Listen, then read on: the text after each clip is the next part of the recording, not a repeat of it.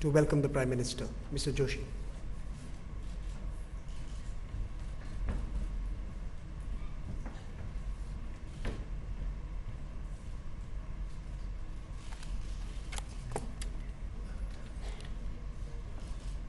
Honorable Prime Minister of India, Shri Narendra Modi ji, Shri M.J. Akbar ji, Honorable Minister of State for External Affairs, Presidents, Prime Ministers, Ministers in the audience, Excellencies, distinguished delegates and guests from all over the world, ladies and gentlemen. A very warm welcome to the second Raisina Dialogue, co-hosted by the Ministry of External Affairs and the Observer Research Foundation. If you recall, the dialogue first met in March 2016, and it would have been an understatement now to say that the last 10 months have been rather tumultuous. Be it technology, be it society, be it politics, disruption is a new watchword. The certitudes of the past few decades have been constantly challenged, and they've been called into question. But then we are all optimists assembled here, and we hope that this is a creative disruption. And we're gathered here to talk about the emergence of the new order from within the mists of this uncertainty. And we believe that while the shape of the institutions, the protocols, and the regimes that will claim the new world may be uncertain, what is certain is that this is a seminal moment. This is a moment that is going to shape the future of our shared planet for the rest of the 21st century. Respected Prime Minister, I recall that when we had called upon you to brief you about this platform, you had expressed great interest in our theme for this particular dialogue, the search for a new normal. In this uncertain world, the shifting dynamic between multipolarity and multilateralism places far greater urgency to find that new normal, which will push forward our shared global concerns for security, prosperity, and peace. Since May 2014, the world has been witnessing a new India, a more confident India, an India that is bringing in new dynamism and energy in its engagements with the world. In more ways than one, the spirit, sir, that you have infused into India's foreign policy really reflects the demographic essence of this nation, the vigor of its youth, of a nation invested in the future of the world. And in keeping with the same spirit, we acted upon your suggestion to bring in young minds with fresh ideas into this dialogue. This year, we have therefore introduced our Young Leaders Program as an integral component of the Raisina Dialogue. So our audience today also has 39 Raisina Young Fellows, all under 35 years of age, from 26 countries, representing between them every continent on this planet. And this is precisely what the Raisina Dialogues are all about the role of emerging global leadership in finding common pathways. So the Raisina Dialogue may be a platform designed, built, and located in India, but it is a platform that is dedicated to the citizens and the nations of this world. In that sense, it belongs not to us, but to each and every of the hundreds of international delegates who have traveled from 65 nations to assemble here. Therefore, it is all the more our special privilege that you are here to initiate the rich conversations that we hope to host over the next few days. Your assessment of the region and the global order will lay the ground for the deliberations to follow. We are honored and thankful for support and presence here this evening. And with this, Mr. Prime Minister, may I please request you to address this distinguished gathering that has come to hear you. The floor is yours, sir.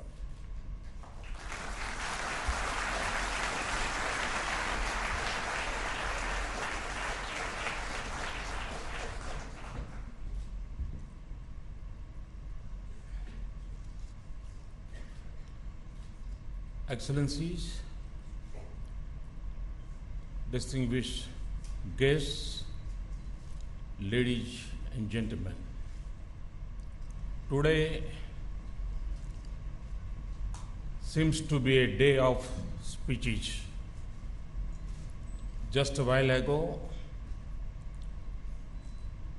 we watched President Xi and Prime Minister May speak. And there I am with my words.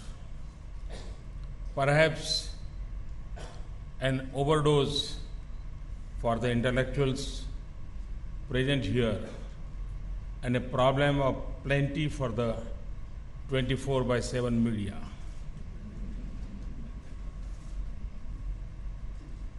It is a great privilege to speak to you at the inauguration of the second edition of the Raisina Dialogue. Excellency Karjai, Prime Minister Harper, Prime Minister Kevin Rudd, it is a pleasure to see you in Delhi. Also, a warm welcome to all the guests. Over the next couple of days, you would hold numerous conversations on the state of the world around us. You would debate its certainty and prevailing flux, its conflicts and risks, its success and opportunities, its past behaviors and likely prognosis, and its potential black swans and the new normals. Friends, in May 2014, the people of India also ushered in a new normal. My fellow Indians spoke in one voice to entrust my government with a mandate for change. Change not just of attitudes, but of mindset. Change from a state of drift to one of purposeful actions. Change to take bold decisions. A mandate in which reform would not be enough unless it transforms our economy and society. A transformation that is embedded in the aspirations and optimism of India's youth and in the boundless energy of its millions. Every day at work, I draw on this sacred energy.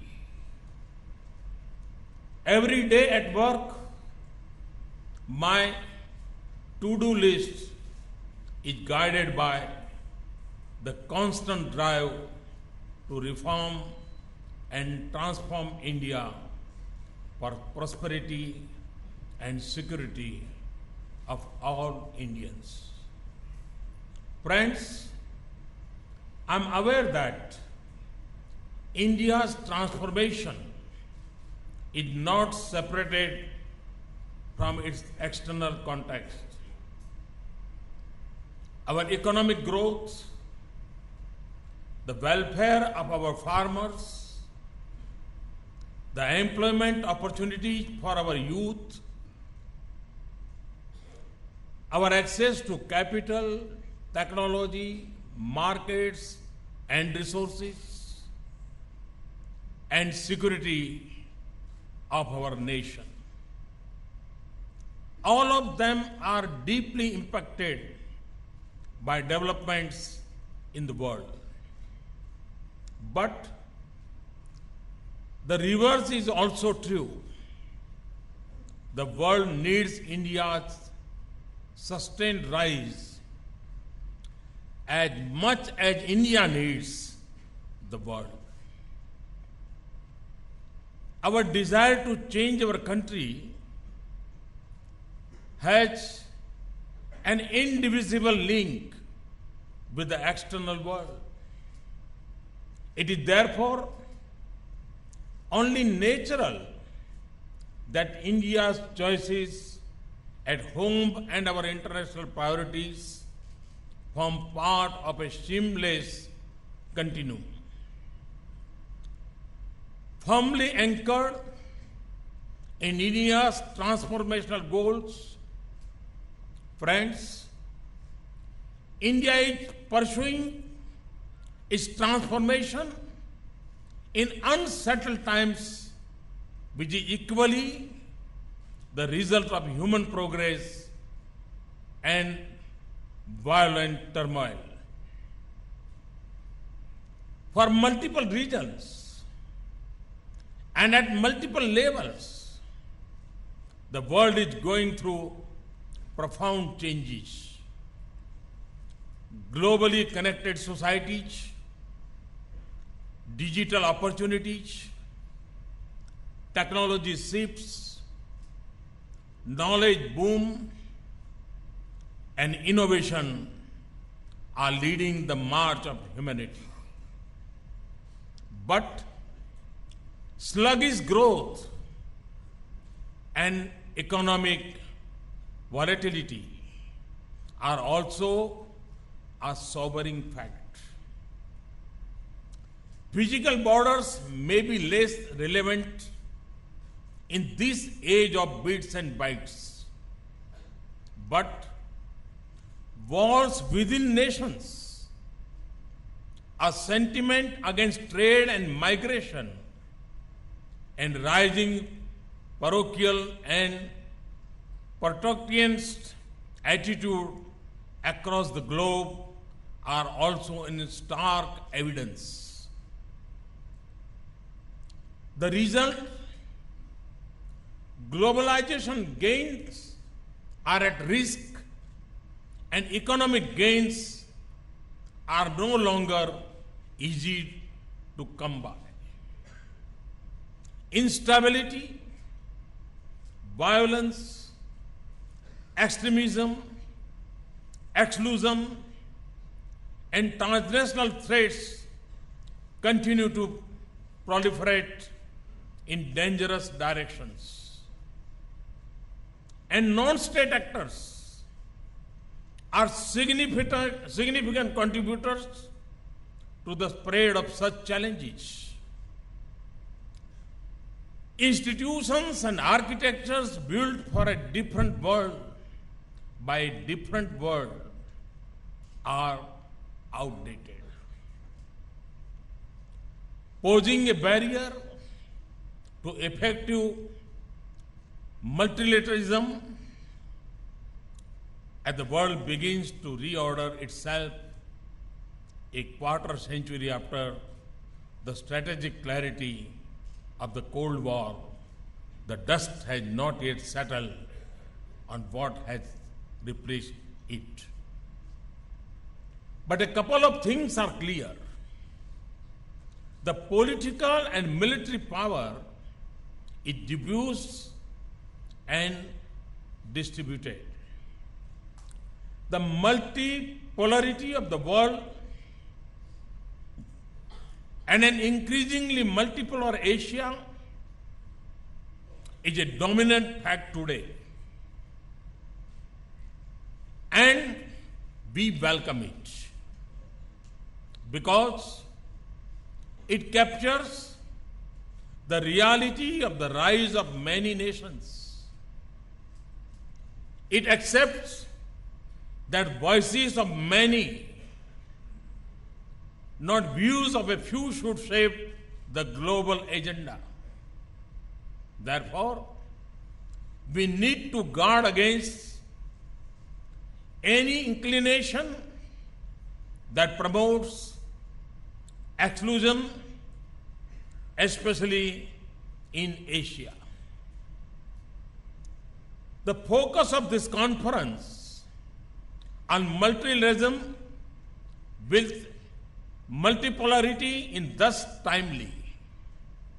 Friends, we inhabited a strategically complex environment.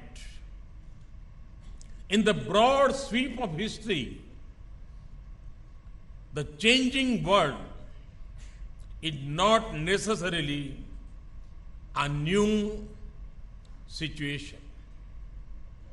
The crucial question is, how do nations act in a situation where the frames of reference are shifting rapidly? Our choices and actions are based on the strength of our national power. Our strategic intent is shaped by our civilizational ethos of yatharthavad, realism, sahastitva, coexistence, sahyog, cooperation, तथा सहभागिता, partnership. This finds expression in a clear and responsible articulation of our national interests. The prosperity of Indians, both at home and abroad, and security of our citizens are of paramount importance. But self-interest alone is neither in our culture nor in our behavior. Our actions and aspirations, capacities and human capital, democracy and demography, and strength and success will continue to be an anchor for all-round regional and global progress. Our economic and political rise represents a regional and global opportunity of great significance.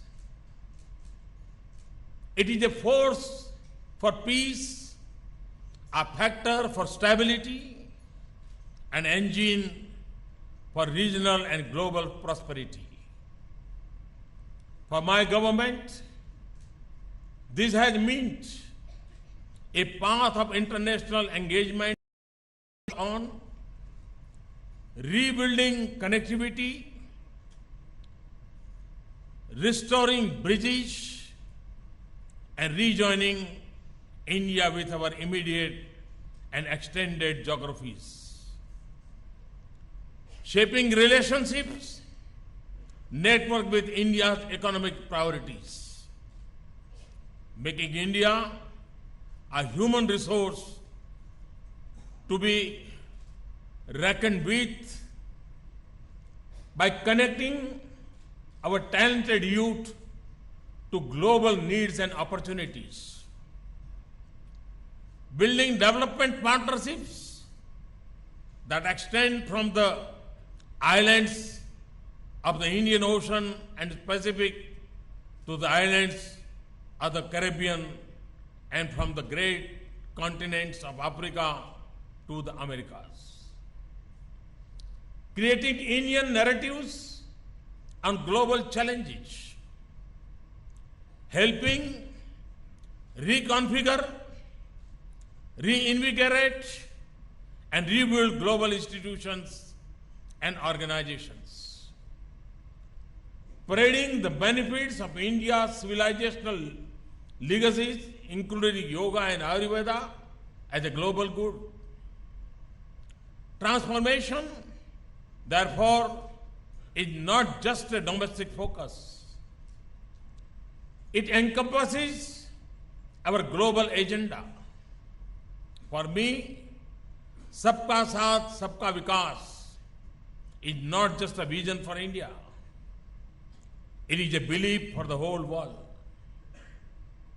And it manifests itself in several layers, multiple themes, and different geographies.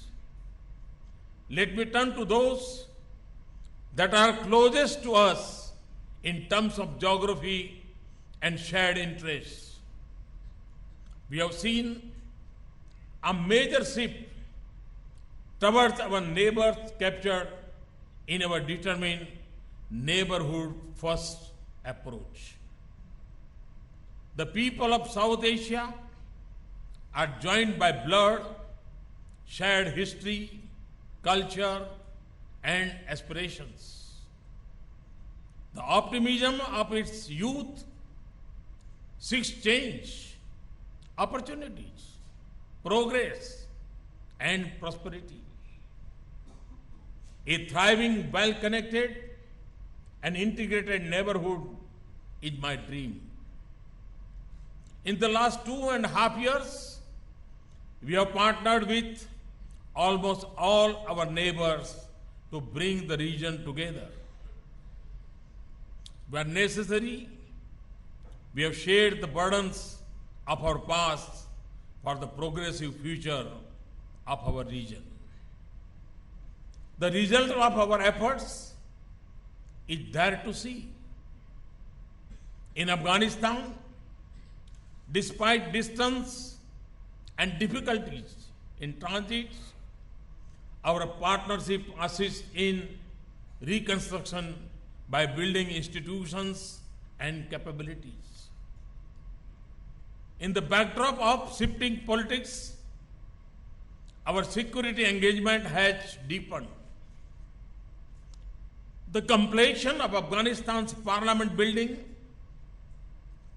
and the India-Afghanistan Friendship Dam are two shining examples of our dedication to forge developmental partnership. With Bangladesh, we have achieved greater convergence and political understanding through connectivity and infrastructure projects, and significantly the settlement of the land and maritime boundaries. In Nepal, Sri Lanka, Bhutan, and Maldives, our overall engagement in infrastructure, connectivity, energy, and development projects is a source of progress and stability in the region. My vision for our neighborhood puts a premium on peaceful and harmonious ties with entire South Asia. That vision had led me to invite leaders of all SAARC nations, including Pakistan, for my swearing in. For this vision, I had also traveled to Lahore. But India alone cannot walk the path of peace.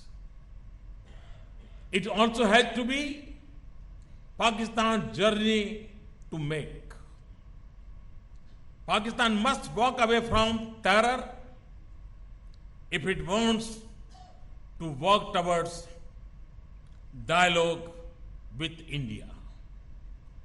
Ladies and gentlemen, further west, we have redefined in a short span of time, and despite uncertainty and conflict, our partnership with Gulf and West Asia, including Saudi Arabia, UAE, Qatar, and Iran.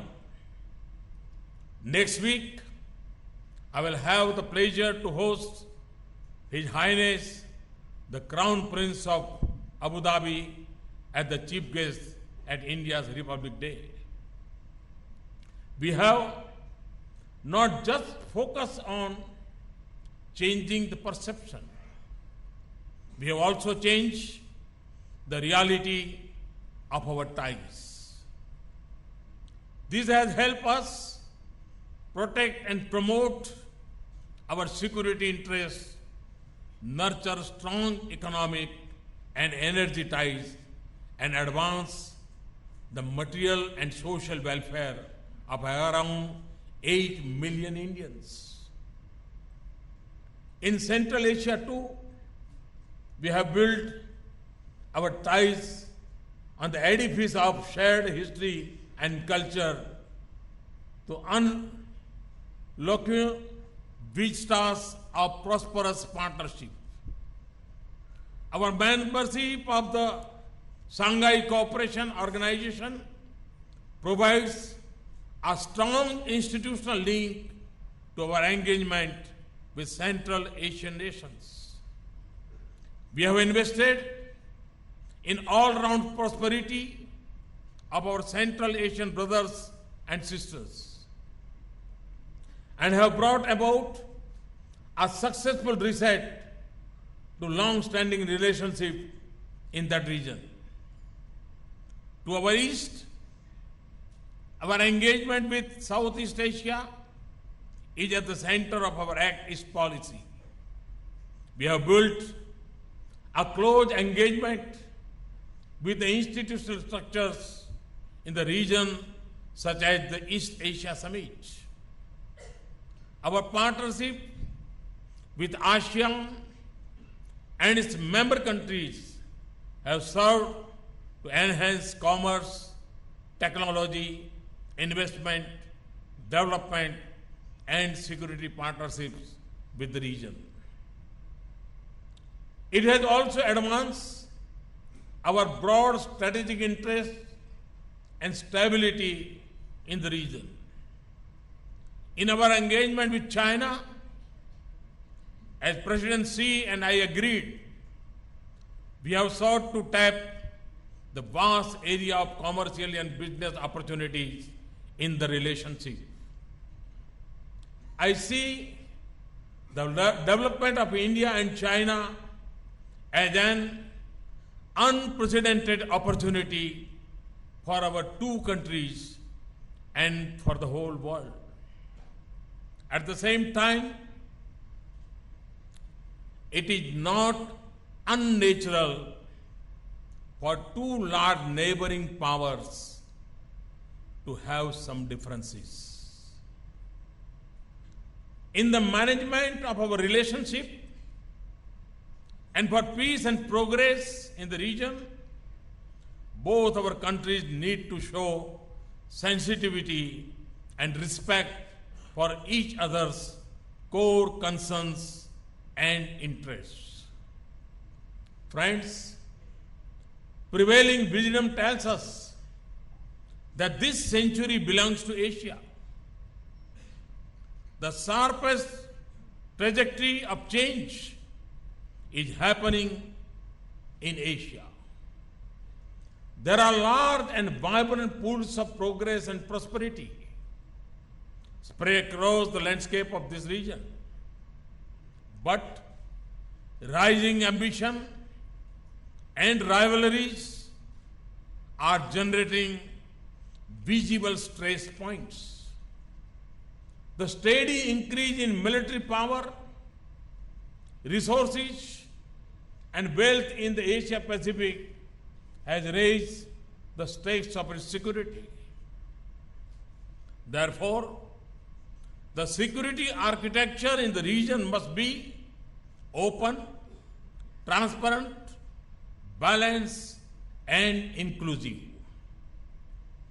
and promote dialogue and predictable behavior rooted in international norms and respect for sovereignty. Friends, over the past 2.5 years, we have given a strong momentum to our engagement with the United States, Russia, Japan, and other major global powers. With them, we not only share a desire to cooperate, we also hold converging views on opportunities and challenges that face us. These partnerships are a good fit with India's economic priorities and defense and security. With the United States, our actions have brought speed, substance, and strength to the entire spectrum of engagement. In my conversation with President-elect Donald Trump, we agreed to keep building on these gains in our strategic partnership. Russia is an abiding friend. President Putin and I have held long conversations on the challenges that confront the world today. Our trusted and strategic partnership, especially in the field of defense, has deepened. Our investments in new drivers of our relationship and the emphasis on energy, trade, and science and technology linkages are showing successful results. We also enjoy a truly strategic partnership with Japan, whose contrasts now stretch to all fields of economic activity. Prime Minister Abe and I have spoken of our determination to intensify our cooperation further. With Europe, we have a vision of strong partnership in India's development, especially in knowledge industry and smart urbanization. Friends, India has for decades been at the forefront of sharing our capacities and strengths with fellow developing countries. With our brothers and sisters in Africa, we have further strengthened our ties in the last couple of years and built meaningful development partnership on the solid foundation of decades of traditional friendship and historical links. Today, the footprint of our development partnership stretches all across the globe. Ladies and gentlemen, India has a long history of being a maritime nation. In all directions, our maritime interests are strategic and significant. The arc of influence of Indian Ocean extends well beyond its littoral limits. Our initiatives of Sagar, security and growth for all, in the region is not just limited to safeguarding our mainland and islands. It defines our efforts to deepen economic and security cooperation in our maritime relationships. We know that convergence, cooperation, and collective actions will advance economic activity and peace in our maritime region. We also believe that the primary responsibility for peace, prosperity, and security in the Indian Ocean rests with those who live in this region. Ours is not an exclusive approach, and we aim to bring countries together on the basis of respect for international law. We believe that respecting freedom of navigation and adhering to international norms is essential for peace and economic growth in the larger and interlinked marine geography of the Indo-Pacific. Friends, we appreciate the compelling logic of regional connectivity for peace, progress, and prosperity. In our choices and through our actions, we have sought to overcome barriers to our outreach to West and Central Asia and eastward to Asia Pacific. Two clear and successful examples of this are the tripartite agreement with Iran and Afghanistan on Chabahar and our commitment to bring online the international North-South transport corridor.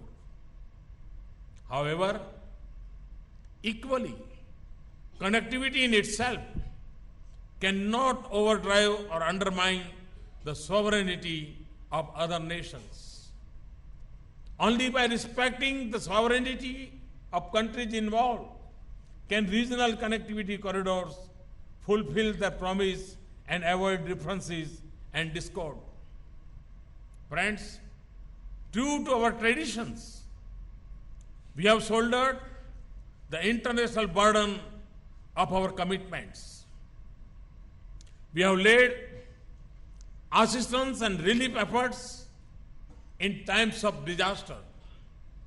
We were a credible first responder during the earthquake in Nepal, evacuation from Yemen, and during humanitarian crisis in the Maldives and Fiji.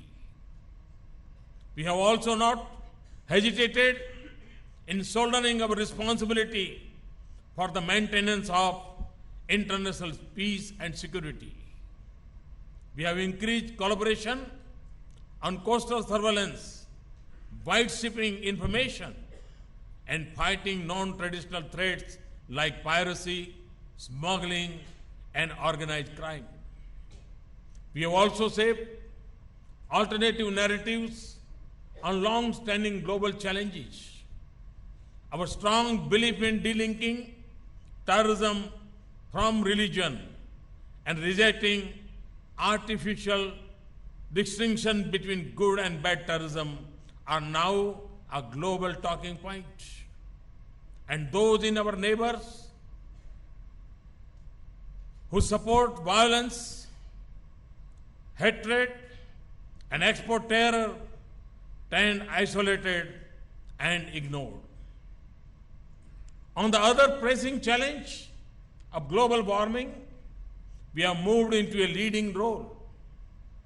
We have an ambitious agenda and equally aggressive target to generate 175 gigawatts from renewable energy. And we have already made a good start. We have shared our civilizational traditions to promote harmonious living with nature. We also brought the international community together to create an international solar alliance to harness the energy of sun to propel human growth. A high point of our efforts has been the revival of international interest in the cultural and spiritual richness of India's civilizational stream. Today, Buddhism, Yoga, and Ayurveda are recognized as invaluable heritage of humanity as a whole. India will celebrate this common heritage every step of the way. As it builds bridges across countries and regions and promotes overall well-being. Ladies and gentlemen, let me say this in conclusion. In connecting with the world, our ancient scriptures have guided us. Rig Veda says, Ano bhadro kritvo yantu vishwataha. Let noble thoughts come to me from all directions.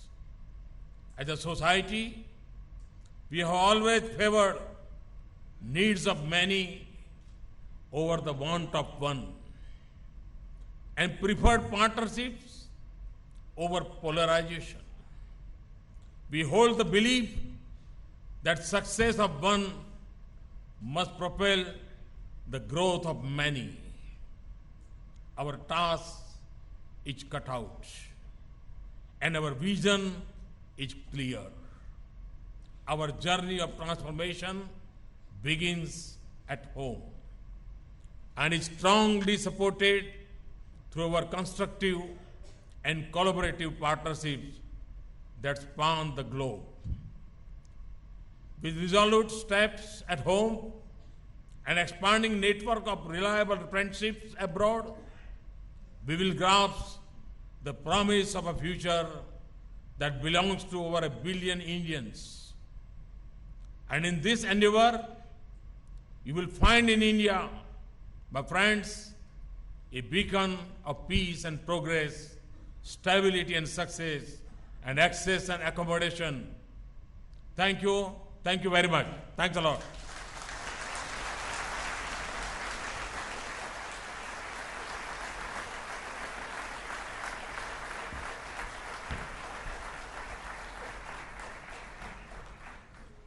May I now request the Honorable Minister of State, Shri M.J. Akbar, to propose a vote of thanks.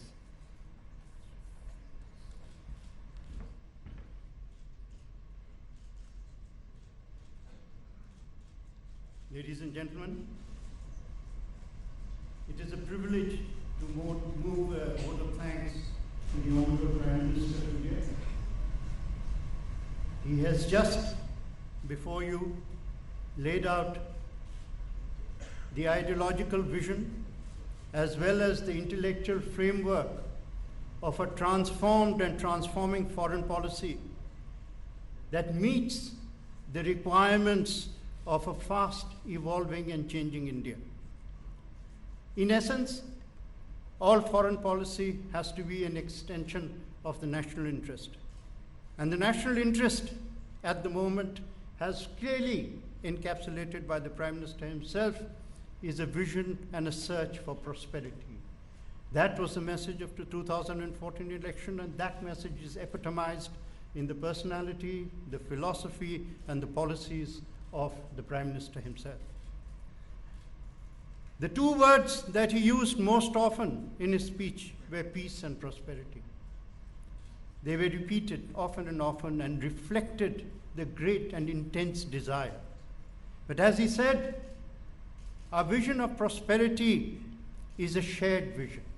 Sabka Saath, Sabka Vikas, and Sab extends across the harmony that we look for.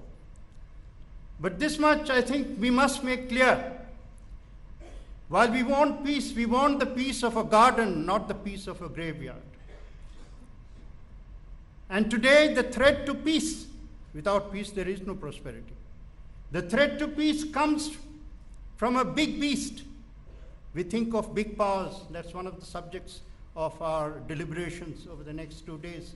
But one of the many big powers which has emerged, we don't quite recognize it, is this power of terrorism, a big beast, an evil that is threatening turbulence across areas, which uses fear as the stimulus for devastation and chaos. We are on the frontiers of the war against terrorism, and we are in this process being led by a man who actually brought this theme out consistently from the very beginning of his mission to serve, which is 2.5 years ago. And what he repeated and said has today become a part of the recognition that the world has given. Thank you very much, sir, for providing such a stimulating beginning to our deliberations. We have begun really at a very high point. Now it is for the rest of us to try and reach the levels of the starting point. Thank you.